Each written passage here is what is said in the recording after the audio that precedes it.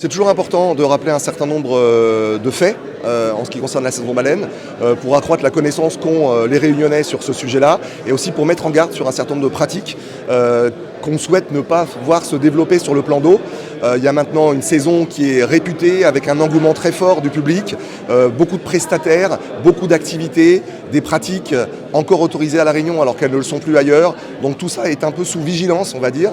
L'intérêt en ce qui nous concerne, l'association de protection, c'est de faire en sorte évidemment que les animaux soient considérés dans leurs intérêts vitaux et qu'ils puissent effectuer justement ces activités vitales de la meilleure façon possible. Et que la pression humaine ne soit pas une difficulté pour eux. Qualitativement, c'est bon. Qualitativement, entre guillemets, on constate que les prestataires, les particuliers, les plaisanciers ont une bonne connaissance de la réglementation et l'appliquent parce que tout le monde a envie de faire bien. Il n'est pas question de dire autre chose. Il y a peut-être des margoulins ici ou là, mais globalement, les gens ont envie de bien agir, ont une certaine forme de respect. Le problème, il est maintenant quantitatif. Il y a trop de monde qui font trop de choses. Et donc, la pression cumulée sur chaque animal est répétitive.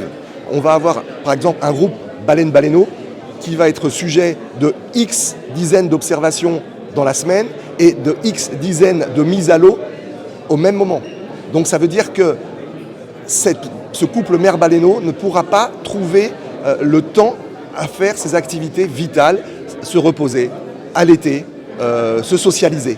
Et ces multiples dérangements, c'est ça le problème. Donc c'est quantitatif.